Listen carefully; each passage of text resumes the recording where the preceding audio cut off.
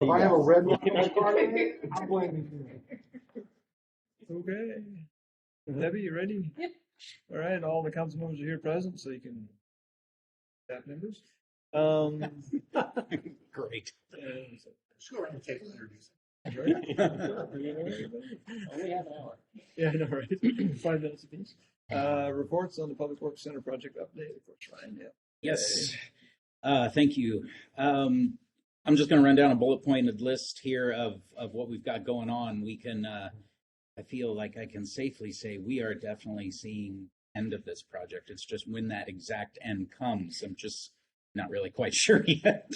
But just going down the list here, as far as construction is concerned, all the major structural, civil, utility improvements are landscaping and site fencing are probably the biggest thing that if you pulled up, you'd say, oh, it looks like they're still doing work, and they're about 95% complete there. The project is beginning to hit that point that Jason really appreciates when it's time for final inspections. We're just getting there now. Roy, before he left, did an informal or unofficial walkthrough for a building permit, walked through buildings A and B, and came up with a pretty significant list of all those little items that contractors have to finish up to get in order to get a certificate of occupancy. So we're going to continue to work through that process for I say quite some time. I don't know for sure how long because it depends on how quickly the contractor can get their subs to respond. But I know, for instance, was it Costco took 6 weeks, the final inspection and closeout process? Just because there's like all these little things. Like, Does that cost us money? No. Those things? No, at this point, this is all stuff that we've paid for that they just need to make right. Yeah, because it could be as simple as doors not getting ready. Right. Yep. So that's the part that we're getting to right now, the architectural walkthrough, which is different than what Roy provides. This will be done by our consultant architect. I'm trying to get that scheduled for next week. So we do anticipate there will be more punch list items to take care of as a result of the official walkthrough yet to occur with building and the architectural walkthrough that's going to be coming up. Some milestone tasks that we were finally we were relieved to get done with. The city staff this week had training on the generator out at the Public Services Center, which was kind of an ordeal to get scheduled, but we did get it done. This week we'll be meeting to negotiate the final batch of change orders. So when we talk about costs, there are still some change orders to negotiate. So we'll be meeting with the contractor this week in order to do that. We have an elevator inspection by the manufacturer on the 18th, and then the state L&I inspector comes out, who can only come out after the vendor's done their inspection. The state inspector will be out on Monday the 22nd, and the reason that's such a big deal is we can't move into the second floor and get furniture going in there until that elevator is operation. What's the warranty in the elevator? 5 years or 60,000 miles. We had issues with the one here in this building. Here and I don't concerned about the. I don't know exactly. It's one of those things that we do maintain a contract with Dyson Prep, and so as hopefully no issues come up, at least in the short term. If they do, we've got them. Okay. Yeah. We have started moving furniture in on the first floor. More on that in a second. We are hoping to have our final fire inspections on August 29th, which will be significant because once that is done, then we can actually start technically we could start putting people in the building. That's the big check mark now for work and that kind of stuff. We won't be able to move in permanently yet because there's a couple other items outstanding. But excuse me, is Chuck all connected then? All of his stuff over there working? Yeah, basically. Yeah. Okay, thank you. Yeah, we have communication network communication between the buildings and everything. So networking phones are already. We will begin hopefully next week. The contract is on your agenda tonight for approval at the workshop for the commissioning agent services. This is a consultant will come in and work on behalf of the city with the contractor, walk through properly setting up the HVAC system and balancing it, putting together training plans, reviewing all the operation and maintenance records and manuals. And they'll go over HVAC, electrical, plumbing, the generator, the air compressor system, any of these mechanical systems that have settings and different things that need to be arranged in order for the manufacturer to then validate their warranty to make sure we're covered if there are issues with items. So you'll be seeing that contract this evening. I mentioned that we've started moving furniture in on the first floor. I'm hoping to go over Wednesday and get a general idea of the layout there, and we may have to move some stuff around so we can get everything connected. Second floor move-in, as I said, will happen after elevator inspections are complete. We're currently waiting on installation of the AV and security systems, which we've already paid for. We're just waiting now for the items to be installed. I am still waiting on one remaining quote for racking. We're waiting on the Rusty Rack folks to get us a quote. Have they responded at all? They've actually met with them and asked for a quote, but we haven't actually gotten a response yet. Well, the second contact we got from somebody on the council, was there another company up here or not? I didn't receive any additional information. I contacted the three that we know of off the MRSC roster, so still waiting on that quote. Thank you. And then we also have a purchase remaining for outfitting of Building B, which would be our mechanic repair shop. From the funding perspective, as of August 3rd, we had $1,223,247 remaining in available project funds, which was good news. That included any encumbrance up to that date. So any items that we had already purchased at that point, but even weren't installed, that money is calculated into that remaining balance. And as I said, there are a few items still to come out, which is the change orders to be negotiated, the racking, the commissioning agent costs, which is about $26,000, and then the mechanic equipment. Other than that, just an item of note is we have made arrangements. John and I are going to do a tour with the city of Sumner. So their mayor, city administrator, and some of their department heads for public works and so on, city engineer, are going to come up on September 7th, and we're going to walk them around our new facility. They're particularly interested to take a look because they've been going through design effort on their own facility down there, and they've actually had to table it because they've seen costs go from, I think they started out roughly 25 to 30 million. They tabled the project at 60 million, is what I understand. So that was from the city administrator when we met a few days Was ago. it cost the county building when we talked about that way back when? Over in Puyallup? Yeah. Yeah, they Yeah, were that was, lucky. They went out to bid right at like 11 or something? Yeah. right it at was the like depths of the ridiculous. recession. Yeah. Where we had it I there. think total was 42 from.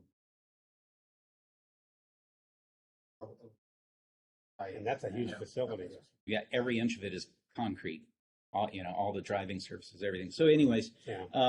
excited to have Sumner come up and visit the site with us and anxious to show it off. And that's what I have for an update. Questions? What's your move-in date? Don't have one yet. Tom, you're killing me. I don't have an exact date yet, and much of it is going to be contingent on how quickly they can get through their punch. Because that stuff needs to be fixed and in order before We get to some point where it's like these little 12 items are like, okay, you're going to fix those, but now you're going to throw the keys at us and we're going to fix those. And Yeah, one of the conversations we've been having is, what happens if they just check all the boxes on any of the life safety stuff? Does there reach a point where we could issue C of O and there'll be a contractor still dragging in and out doing touch-up paint or something like that? Yeah. That's something we need to discuss further, but there may be a possibility for that. Certainly I don't want to, using that example, I don't want to hold up move-in if there's some paint to touch up. Yeah, that would be great. We're no different than anybody else that has a new building, commercial building that opens up. We're no different. Correct. Let them open up, and we can't go in there, but it should be nice to get some of our staff, Yeah. at least on the ground floor, started and get a little comfortable. Yeah, as Jason can tell you, one of the things we've discussed from very early If on you're a is school district building, apparently you get to do just whatever you want to do. You don't have to as far as our school district aside, as far as our own building is concerned, very early on from the very beginning, we've said we will run this project the same way we would expect any of our commercial. with exceptions. That's made for some interesting conversation with Ryan wearing two hats. Yeah. It's rocking a hard place when the mayor says you will. I know. Imagine that, right? It's like, oh, wait a minute. He pays my paycheck. Those guys just complain a lot. Okay, I'm taking a paycheck. Who's pretty much on the ground floor? Or the So, combined people? so Public Works will be on the ground floor, and then all of the staff on the third floor will be on the second floor of Building A. Elevators.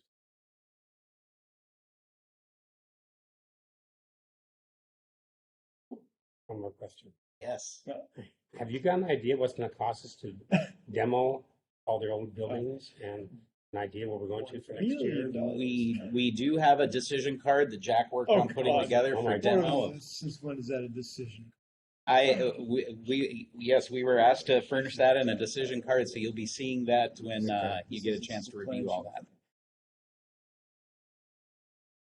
That include the old city hall? Yeah, so we had 3 different facilities, and Jack could elaborate, but basically it was the old Public Works Center, old City Hall, and all the other buildings up there, minus the green sewer building and the modular. And then there is a house on 89th here, and then there is a piece of property, we've been getting some complaints off of 192nd that has a trailer on it. Yeah, so we have to look at asbestos and the actual dome. Do you have any plans of fixing that gravel pit over there next to the fire department? Where the old building used to be the food bank? Oh, where the food bank used to be? At this time, it's basically the direction that we've gotten is to maintain what we have there. Now, if there's a desire to do something else, certainly let us know and we can talk about it. At this point, it would be something we'd want to add to our 23-24 budget request Should to be take care of. covered up with, some blacktop on or something as You we, don't like like, gravel? well, the dangerous with this right now. They got a cones on there for the last Hmm? 6 months. I'm Yeah. a mistake. I didn't have a problem parking on it. Certainly, if John gives us the okay to add that to our budget request, we'd certainly do it. Just money. If it was a road, they would chip seal it and call it good, right? Thank you. You're welcome.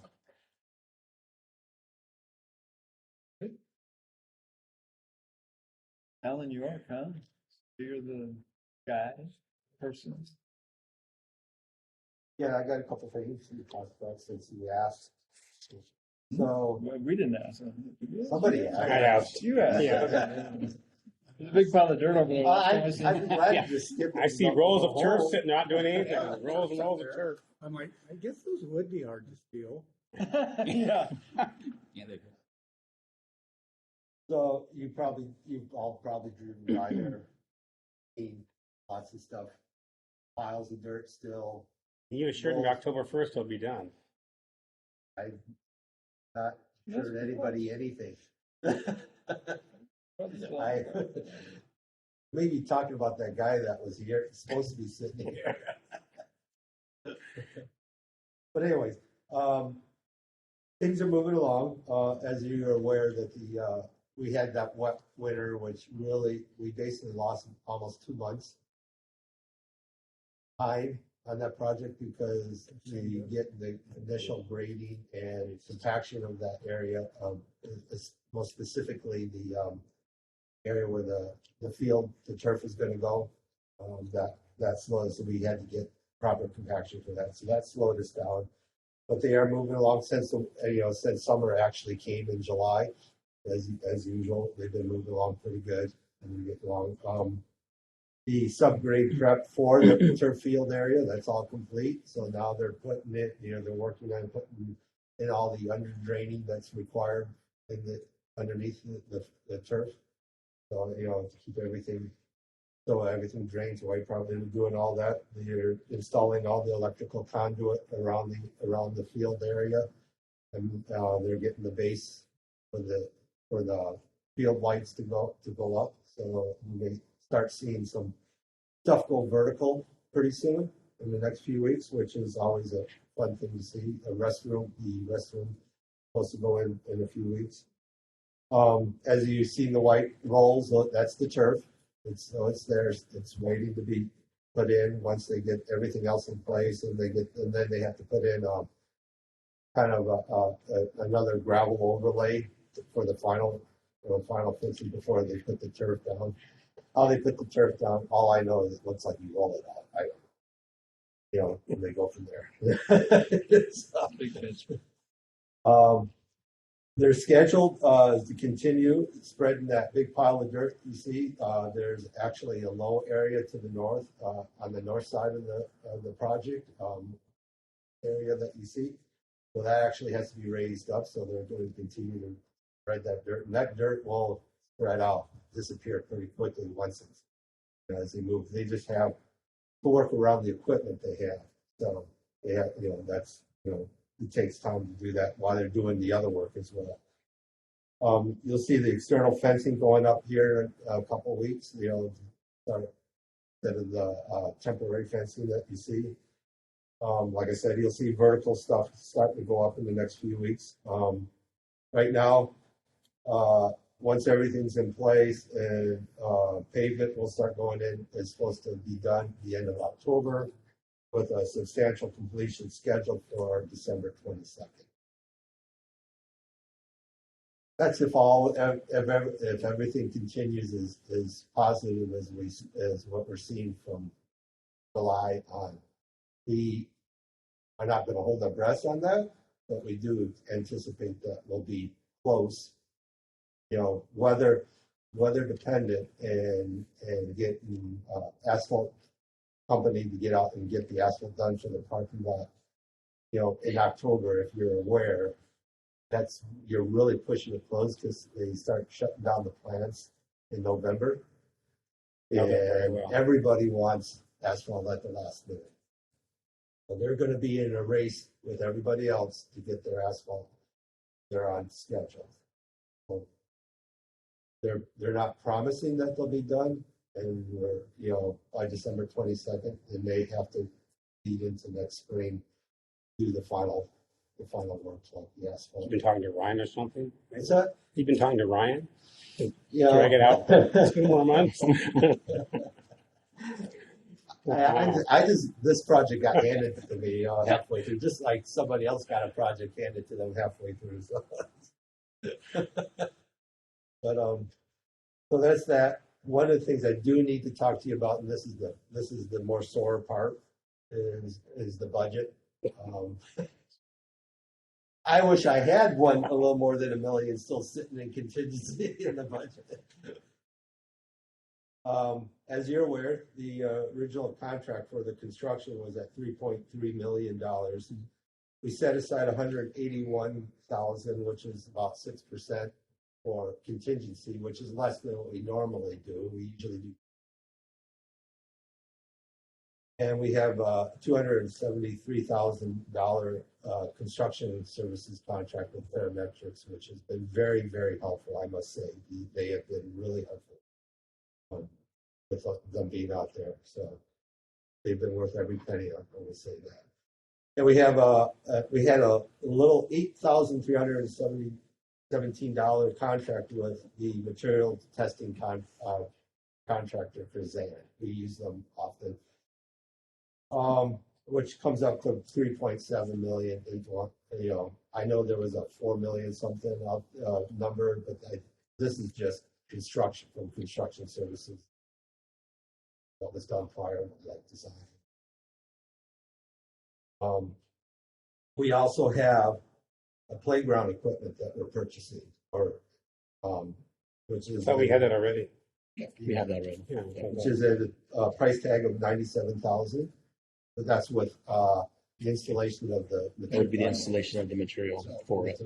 Not the assembly of the playground. Leslie's going to work on doing a volunteer That's what I heard. to do that. Right. We have a $48,000 contract with PSE to bring services to the site. Was it planned for? So there's that. And then one of the things that happened is because of all that. Remember how I said all the wet soils, and then another thing, other issues. Kazan ran over their contract already, and so we've talked with them, and they amended their contract. They need another 19,000, so that totals out 27,000. That's their proposal, is to amend their contract to a total of 27,000. That may seem like a lot, but when I looked at it with what they had to do, the 8,000 really did not support the amount of testing that they were going to have to do in the first place. And then on top of that, we ran into all the additional weather issues of testing. It's too wet, testing is too wet. And then we ran into there was an oil tank buried in the ground that we came across. And so we had to remove that. And because it had oil content, we had to test the soils in various degrees to make sure that we removed all contaminated soils from the ground before, which cost money before we could then put in new fill and all that. So I am planning to come to CDC for an addendum to their contract for a total of 27,000. Like I said, it may seem like a lot compared to the 8,000 that they originally contract that they originally had, but I think it's justifiable. And we need it.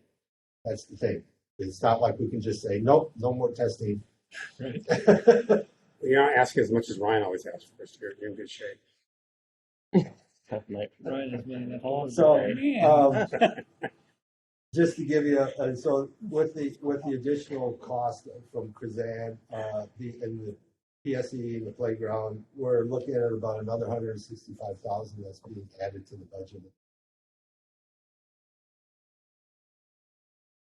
That's about it. The $90,000 for the playground? Site prep for the playground. That's That wasn't part of the original No. plan?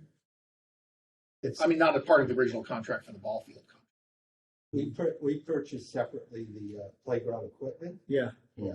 yeah, we've had that for a while, right? Yeah. So that's Yeah. that's the 97 plus the We material. So why are we I think putting it the was a little playground cheaper. in? So, like, what I remember though is we end up getting, I think it was Gary ended up getting the playground equipment for us, but they have about a foot or more of actually bedding that needs to be Yes. installed first, Yes. and then they are actually going to install it. But then we have to it has to be certified. So they're going to bring in a person that's certified that's actually going to be in charge of volunteers for cheaper labor, and then we'll end up installing it. And I think that's the money you're talking about. Is that correct? That's the way I Yeah. understand it. Right. I apologize if I'm not real clear on all of that because I kind of picked up. So $90,000 is for the prep work, The prep work, so you and gotta then they dig a have the hole person so oversee you it. can fill it with wood chips? Basically, I think I it's don't- it's not even just wood chips. I think we're going with Yeah. like the gym stuff. Interlocking tiles. He basically Interlocking left it tiles. empty, and then we have to come in and fill it in. And then that was the estimate I believe received for that, right? Yeah, I think that's the number. I'm still, around some. So, Jack, do you have a decision card for us coming up about personnel, help maintain that field? And I think we are requesting.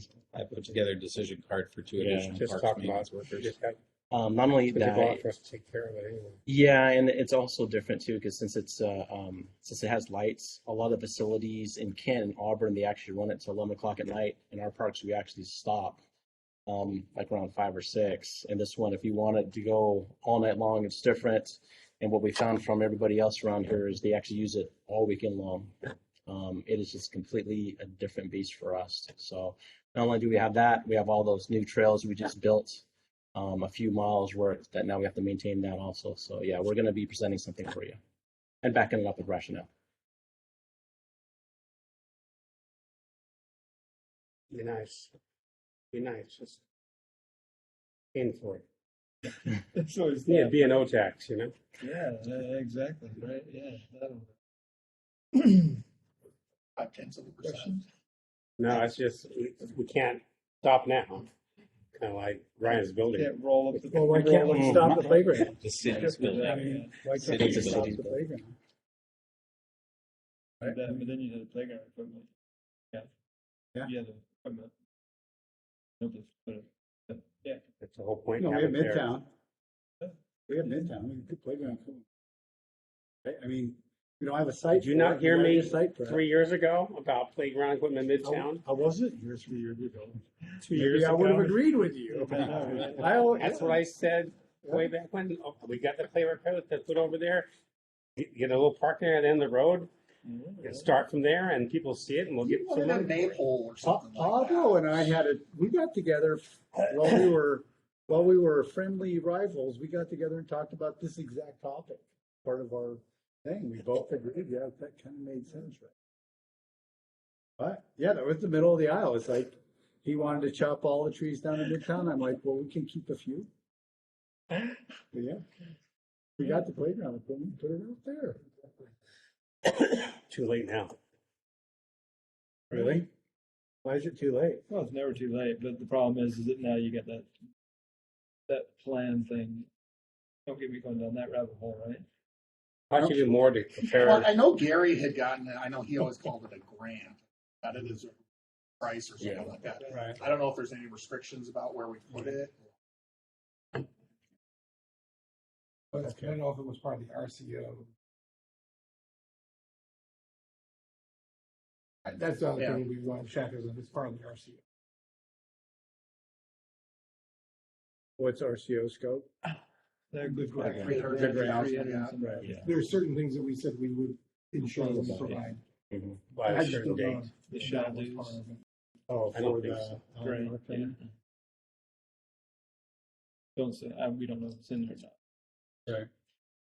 not. So business items actually, yay. Wow. Thank you, Doug. All this good news coming forward. Yeah, resolution 3069. Maybe Mr. Fonda has some Yes. good info from our Yes. NPD. Yes. So speaking of grants, we have a $50,000 stormwater grant that we need to spend in about 7 months. Mhm. And we have a couple of new stormwater permit requirements that are, one of them is due within about 4 months. So what we'd like to do with this grant is move forward with a professional services agreement with parametrics and specifically a new source control program and a new public education campaign support. Received a scope and budget from parametrics for $49,774.28. Complete the two efforts. For the budget, as I said, we want to use our $50,000 stormwater grant. We could leave a balance of $225.72. And, we looked at probably 10 permit requirements and actually sent those to, parametrics to get an idea, kind of where we were with, how are we going to narrow this down? So, we based the decision on the greatest need and the deadlines that we have approaching. One of them, like I said, is in 4 months. And then we have to have the grant exhausted within 7 months. So we kind of, we have time, but we've got to kind of get moving. So that's why it's time to present. Is that or the grant was from what, the county then or A state. the state? So we're spending grant money to teach people about the effects of dumpster pollution on runoff. One of the elements is a dumpster campaign, but the which is an important one, but the bigger one of the two is the source control program. So that's where we target businesses, provide assistance with regard to, stormwater pollution prevention, best management practices for hazardous waste disposal. So, we've through the years got a handful of calls for dumping the old wash bucket out the back door, or dumpsters leaking, or drains, shop drains, floor drains that discharge shop waste into a stormwater system. So those are the kind of issues that we'll be targeting. A lot of self-storage facilities, dumping stuff. Well, you got the compactors that are wrong too. Empty out in the street, our drains there. It seems like a lot of money. It's a grant money, which is great. As I read through the whole thing, I said, they're making lots of money out of this. Just seems like busy work to me, but hopefully it doesn't make a difference. Who is that? But this satisfies The need that we have to do. right.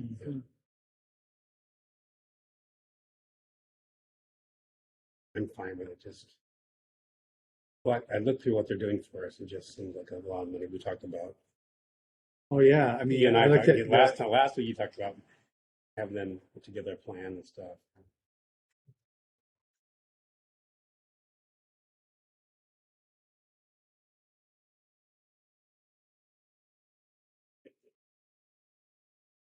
well, if their senior engineers need that's for sure. Was this one that we were gonna move forward to the next on the consent agenda item? I would think so. Yep. All paid for anyway. Good so. job, man. Stole the sign, Andrew. Good job. Yay. And then we got Mr. Vodovich doing the solid waste. What did you, like, get tagged for that or something? Well, it used to be Gary, so this So is it's like you know one of fell into the others. I've been looking forward to this turn my one, hat. actually. You know, turn my hat one way or the other. So I'm gonna make this one very Thank you, easy for Andrew. you, Kelly. This one's gonna be very easy. So, Thank you. by interlocal agreement, we've designated Pierce County to be our planning agency for solid waste management plans. So this is the update to the 2000 plan.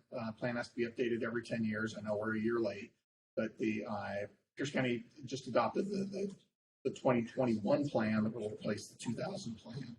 How I'm going to make this easy for you is if we say no, we have to prepare our own solid waste plan and then dispose waste outside of Pierce County. So, I've seen this before, you know. yes, Yeah. you probably saw it 10 years Yes, ago. I did. So, First came on. Didn't make any sense to me, but that's yeah. So having this us. is the update to the solid waste hazardous disposal. He's there twice. I think it's fine. I mean, Yeah, I see a way around this. Yeah. right? Yeah, because really, yeah, I mean, we'd You have have to, you know, we'd have to scramble and develop our own solid waste plan, and then our hauler, you know, merge disposal and stations out. That's the truth. Right.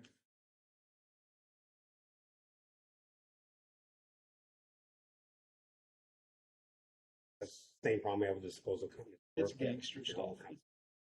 Oh, yeah, it is. It's All working.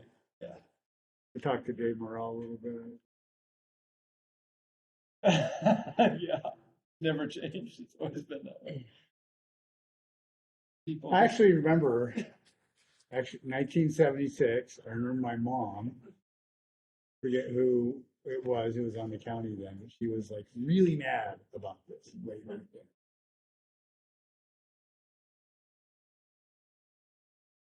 Agenda okay, gentlemen? Yes. Sure. You right? Okay. Yep.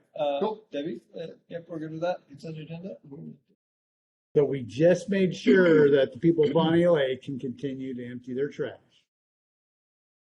Well, they can empty it, but our hauler, our provider, can now dispose of it at Pierce County landfill.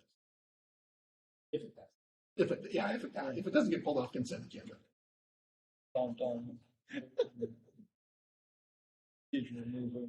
You can't have fun with this stuff. What we all do. Where are you at? Alrighty. Any note changes there? You did a good job. They're all right. No corrections. And then I was kind of wondering about getting an idea for us on policy wise, how the code enforcement stuff works. We got some issues out there that, for regulation wise, how that all works, you know? Yeah. So yeah, this was requested by Councilman Swanton to come and do a code enforcement update. We wanted to introduce our new code enforcement officer, Shaylee Wilkinson, who's been with us, almost 3 months? Oh. We are dealing with a significant backlog. We didn't do code enforcement through the pandemic at all, because during the pandemic, we were following our continuity of government plan, which said code enforcement was not an essential function of government. So we were not doing it during the pandemic emergency. Prior to that, we didn't have a code enforcement officer. We were kind of doing code enforcement by committee.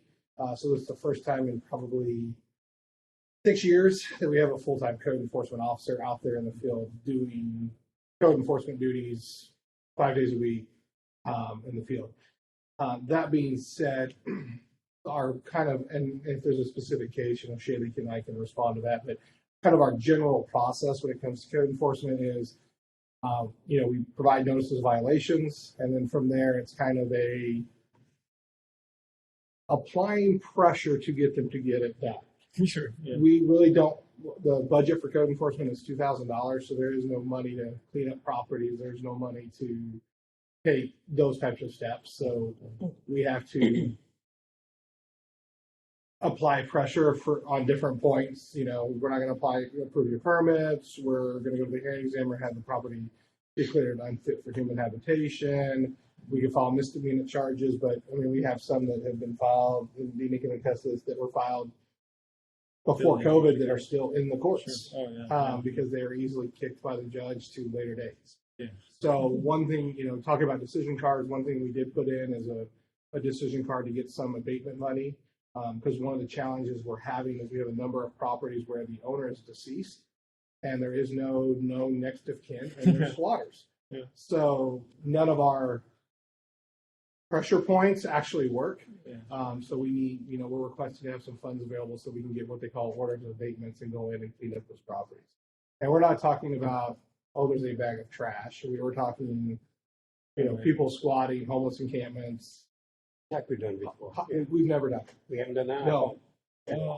We tried one time, but the council voted not to give us any revenue. When we came for Carlson's property about 6 years ago, we were asking for about $30,000 to clean that property up. We did that. The council voted not to give us the funding to clean it up. We just got that property cleaned up this year. It took us. The one that has the record is the former Randy's Kibbins one. Randy McKibben's site. Where was it? What was his name? On 198? Yeah, 198th. I forget his name. Or no? No. Didn't McGruder live Bowen. next door? No, not Bowen. What was his name? I forget his name. I know, right? But Yeah. the code enforcement case started in 1999.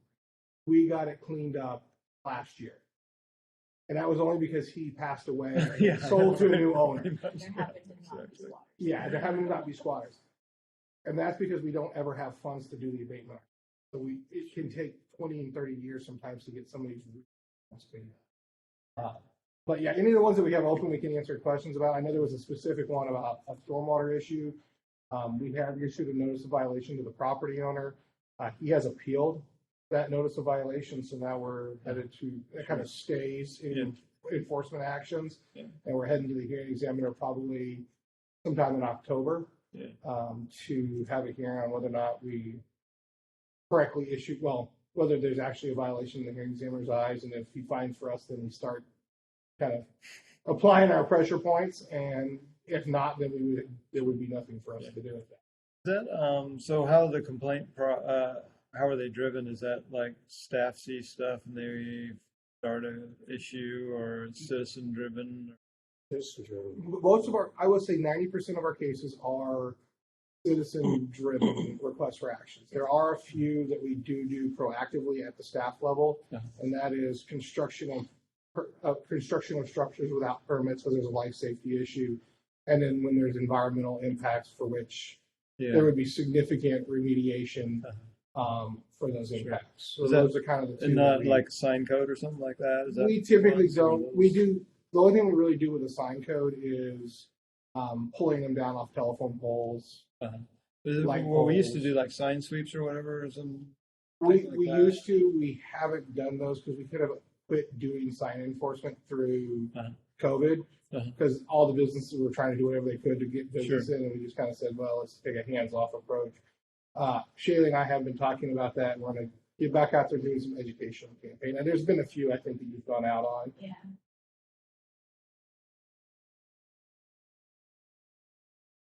Mostly, like you said, just telephone. Out with elections. Yeah. Full fair notice. Oh yeah. Are those so? Like from a policy perspective, when you get a lot of different complaints, there is any of the committees, I don't know whether it's public safety or whether, I don't know, we see it here, where we get like an idea of, is there like people out there, is there a bunch of different style of complaints that are, or is there different, like a couple of people that are doing massive amounts of complaints, or, how does that work with? We only had one person who got mad and went around and wrote up, I think it was 97 fence complaints. Was that the fence thing? Yeah, we after speaking with legal, and Kathleen, we decided that we had enough. Seriously? Yeah, we had a property owner who got busted for a long laundry list of things, like building in the shoreline, clearing in the shoreline, construction buildings without permits.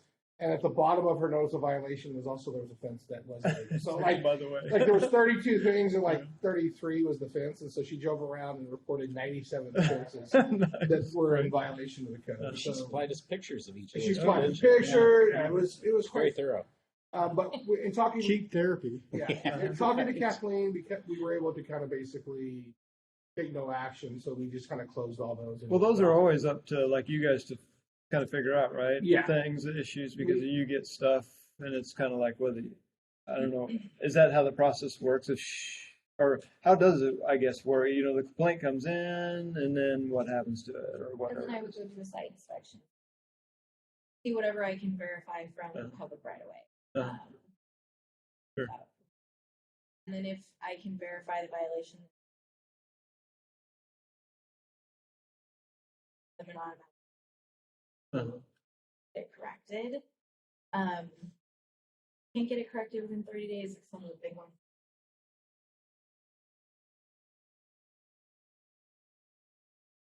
Six months. Give them a date, and then they are supposed to have me come back out and do an inspection. If they can't do it within 6 months, which I haven't encountered yet. An agreement, which is $500 for them to pay, and it would get recorded with the title. Okay. Yeah, for ones that are just not, Time-wise, it's not like easily round. resolved. There's cost involved. And we do have a priority matrix that Shaylee operates off of that kind of prioritizes all of the code Oh. enforcement cases. We're going to tackle life safety issues before we tackle signs. Yeah. That's just, and then it breaks down. So we have a whole land use matrix whole matrix that Shaylee uses. And then we always have an option to basically use a term that the prosecutors use, decline to prosecute. Sure. If it's really minor, we can't really find it. Yeah. We had one where they put pea gravel in the water 2 years ago. That was one that we were talking about Yeah. today, and we're like, we're just not going to do anything. Because 2 I years went out on a later, boat and Right. see it. Yeah. I don't know, yeah. One of those Exactly. ones where now that if it was I feel like I could verify a little bit. But there, you're always like it's a more enforcement wise, I guess. Like it's the permit or the new permit kind of thing is one of your things that the property owner's like, it's like whatever, they're doing something on their property and they're doing unpermitted activities and they're doing something that causes something on somebody else's property, then you don't really have the ability, to do much with them until they want to do some permitted activity, right? And then you're Right. like, oh, by the way, And then the Sure. so if I can go. If it and I rises to can that go level, see- right? But that's always the kind of, there's a lot of things you could do on your property that don't necessarily require a permit. Right, which is, well, it's all in the code, but you can't. Sure. What was and remind me too, because I like it, it's kind of a fun thing. I keep figuring out, like a fence thing, right? Because those are an unpermitted structure or whatever, or something like this. they still have to follow the code. So even if They do have to follow. Yeah, That's so- where I always yeah, forget. so or even, something even like if it's not something that requires a permit, they're still required to comply with the standard. Because I put up a 10-foot fence, and the neighbor's like, "Hey, you can't have a 10-foot fence." It says the code says they have to be 6 feet. And technically, the building code says anything over 6 feet 2 requires a building. Yeah, But we would never give you a building permit because the zoning code says you can't go over 6. it's kind of weird because Most of the fence things that we try to go after are the ones where they are blocking site distance. Sure. Like Oh, yeah. corners, Yeah. gates, or where they're putting their gate pads in the right of way. Because if someone were to strike those, Jack just bought some liability right. because it's Yeah. in his right of way. So those are the kind of ones that I think, spend more time going after. Yeah. Coordinate with Huh. public safety at all on where squatters are? With the police department, Yeah, yeah. I would think that'd be pretty high up on the list, right, to start. They probably Look at always that, do that, right? Put the service providers out there, whatever. It's like, hey, Yeah, we don't do a lot with the homeless encampments. That's all the police department. Yeah. So what Shaylee would deal with is trash and everything on the property. We just go after the property. Okay. PD alert.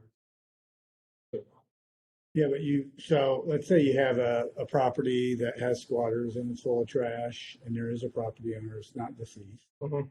What's the process?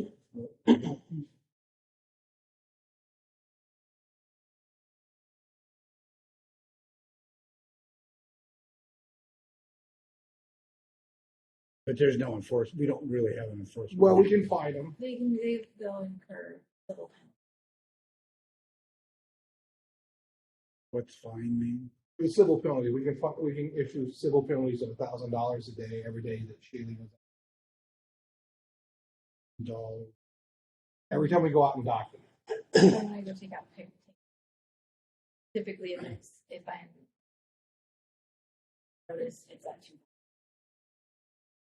First time, if I go And then we can also file criminal charges, and we have one right now that's property that we filed the criminal charges for. They can be found guilty of this. So any violation of the development code is ultimate. I mean, Yeah. we wouldn't prosecute everybody to that level because we would plug up the courts, but the way the code reads is pretty much any violation of the municipal code, the development standards, and the public nuisance codes can be prosecuted as a misdemeanor. We try to reserve that, and it's had some success. It has not had success, and that's why I go back to that decision card. If we had another tool, we could like a homeless encampment. Even if the proper owner's not cleaning it up, if Shaylee had that tool at her thing, she could get what we call a warrant of abatement to the courts, and that says you can go in and clean up the property yourself. So we then hire a contractor, come in, sweep the property, clean it up, and then record a lien against the property equal to what we spent. And then if and when the property sells, depending on foreclosures, trustees, all that kind of different stuff that affects liens, you would be reimbursed back for it. So the goal would be to have an initial injection over a few years of cash, and then hopefully as properties sell and fines come in, it would start to kind of be a self-funding thing. How many of these properties do we have? I don't know. I mean, Yeah. that will probably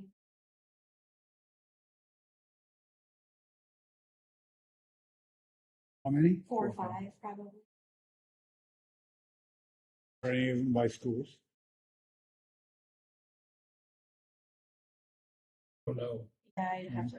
I know one of them is in Cedar View, down at the end of the road. There's a big homeless encampment, but the police haven't reached out to us. I don't Yeah. think. There's a couple down 192nd. There's a couple by the park that she's cleaning it up finally. I want to report on 181st. I don't think it rises to what we would. I mean, the ones we're talking about are like. Yeah, I'm worried about the drug and sex trafficking that goes on. The way our tools we have to deal with that, especially by schools or bus stops, that would be, any tool we can give you to deal with that. Like I said, that the only tool that we don't have really in our budget is that ability to do monitoring. I mean, we also go after property owners, and the council adopted an unfit building code as the state allowed a couple of years ago. And she's getting ready to do her first one, where we can declare a building unfit and a premise unfit for human habitation. And once the hearing examiner makes that order, if the residents are on the property living and doing stuff, they're actually in violation of the hearing examiner order, which is a misdemeanor, so the cops can make them move the property. And that's how we kind of kept the pressure up on Carlson's property. Would we do that in that case?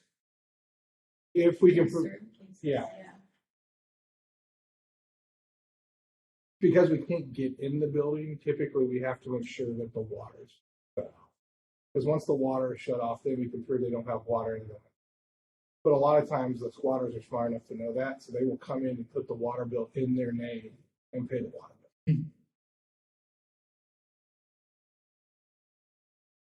Not stupid. They're hopeless. So if you've got questions for Shay, I don't want to take it, because this is kind of you guys' time to get to meet Shaylee and ask her any questions. Thank you. 2 or 3 Welcome. months, I'll see what progress you.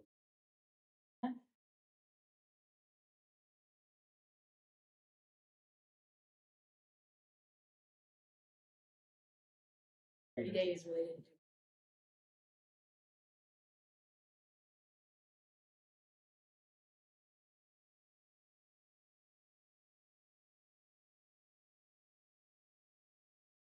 I have a question for Jack real quick. What are we doing about Adopt Street? You're doing about Dr. Street? What are we doing about it? Are we getting people? I don't see us talking about it. It's not being on Facebook. There's a lot of streets that are just not being maintained. I mean, usually we send emails on part of the group, and I don't see city talking about it all. I mean, is that something we put on the back burner? No, we're still doing the Dr. Street program. We've got people still applying, but yeah, certainly we can kind of present that information more if you like. Because I had first I said you should go try. I said I applied, but they didn't respond back to me. So, Oh, okay. so I figured, I'll follow up with that. Let's see what's happening okay. for that particular thing. We might want to check it and see what contact info people have before I That's pay a the good website, point. because Heather used to be the one who really Right, worked a lot of right. coordinating that. When she left, Mm-hmm. I don't know if she was giving out her work email address, and if people are just getting bounced I just- back or something. I just saw an application this week, but yeah, we'll follow up with that and make sure that's out there, got the right information. We'll do that. Okay. Like what on beautiful by lake we do it. So Okay. yeah, sure. We'll do that You for can you. stay on the water tank. I think that's bad. It's big, huh? The water tank. Yeah. When's it gonna be? Yeah. Online. It's on schedule. We did, it's been delayed 1 week, but that's only because, we are permitting AT&T to, Move their take a stuff. step forward to moving the stuff from the lower, smaller tank to the larger and bigger tank. And, but right now, all we've allowed them to do is we had our contractor, weld some plates on their launching plates on their tape, because we wanted to do that while the tape was still open and the painter, we're still doing the interior, to make sure the interior paint was not damaged from the welding. And then we're gonna allow them to, put in the conduit from the little station building on site to the new tank. But it can't run up the tank yet because we don't actually have a new formal agreement with AT&T. We need to have the existing agreements only for their equipment to be on the old tank. And so we need a new agreement, and John Vodovich is working on that with them, get the new agreement, once that happens in place. But as far as the tank itself, the interior is 95% done. They painted, they welded back there was a big door plate that they had opened up so they can drive equipment in and out, and that's been welded back up, so they gotta finish cleaning, doing the painting on that wall. Do some others, a little more interior, but they're working on the exterior, finishing up the stairway that wraps around up to the top. Yeah. And a couple other things, and they're starting to work on the underground, the water piping that goes in. Ground. So all that will be in the next few weeks, and then the painter will return. I think I think the end of September is, the painter will return to do the exterior. That'll take them a couple weeks. Then after that, then you also have the image of pretty Mural. mural. Thank you. On our side, another side that says something about Auburn. Yeah, one side says we love Bonney Lake, and the other side it says Auburn sucks. Yeah. Right, yeah, exactly. Depends on which direction. But you should put Bonney Lake Little League on one side, that would be the middle side. Rub it in. But We don't want to pick fights with Auburn. You sure? But Big dollar it's sign. going, that is as contrary to the other two projects, this project is going very smoothly. We have spent very little of our contingency money, almost none. So we are very good contractor, staying on schedule, staying on budget. Happy, I'm a happy camper on that one. I wish I could have a contractor like that all the time. Huh? It was nice to meet you. Well, More large concrete. Steel. Can we adjourn? Phil. paint. I guess we're.